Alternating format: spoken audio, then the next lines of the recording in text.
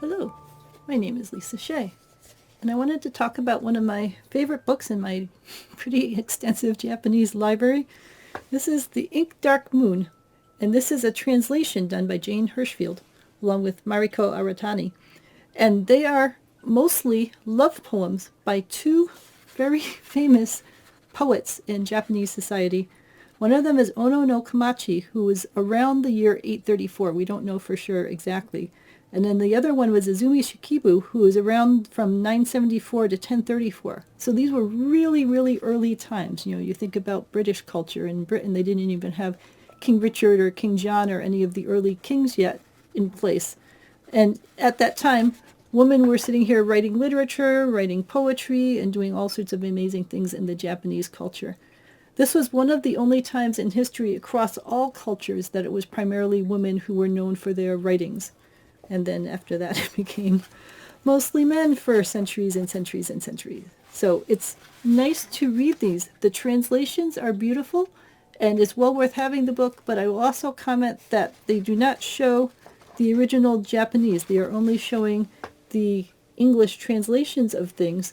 So you can't even take a look at the original Japanese to get a sense of what the rhythms might have been, or if you're learning Japanese, to be able to read them in their native Japanese. I mean, you could sit there and go Googling on the web to try to track them down, but I think it would have been nice to have the original language in here. A challenge, as you probably know if you enjoy poetry, in translating any form of poetry is that you lose the sounds of the words and the rhythms of the words when you go from one language to another.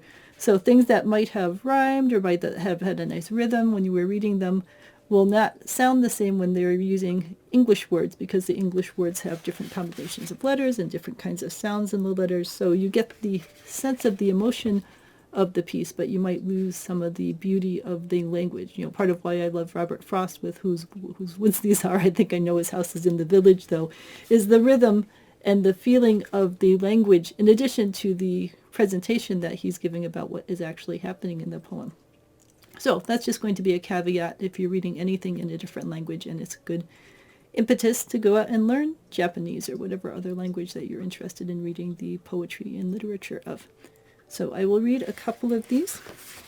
And again, these are translations. These aren't the original language, so we're getting a sense of the meaning of the poems, but not necessarily the actual sounds of the words or the structure of the rhythm of it.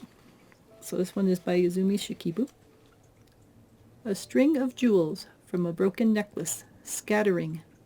More difficult to keep hold of, even than these, is one's life.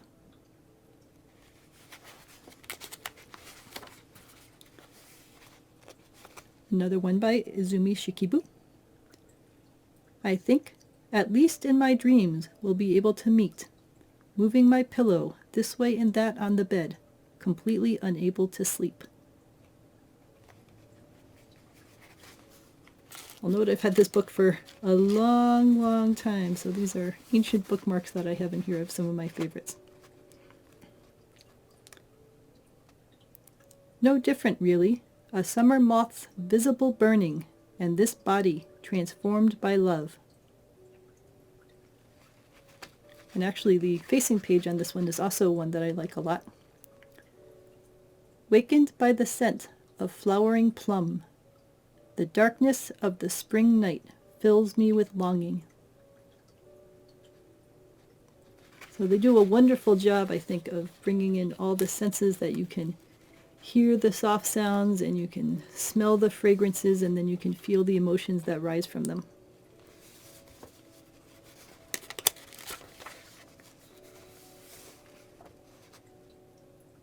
So there's a wide variety of different kinds of poetry in here. So here is one from Onono no Komachi.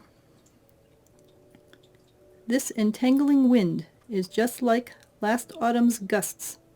Only the dew of tears on my sleeve is new. So there are a lot of poems in here about love and longing and desire and loneliness. So here's another one by Onono no Komachi.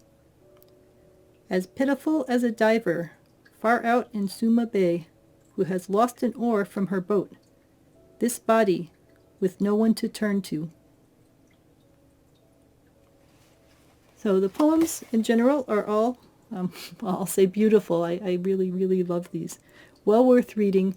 And to think that these were women in the 700s and the 800s and the 900s, long, long before even the Renaissance period in Italy or France, quite long time ago, and they were being treasured as the cultural centers of their community. They were sharing poetry with each other. They would have poetry parties where one person would recite a poem and another one would have to come up with a poem right on the spot to respond to it.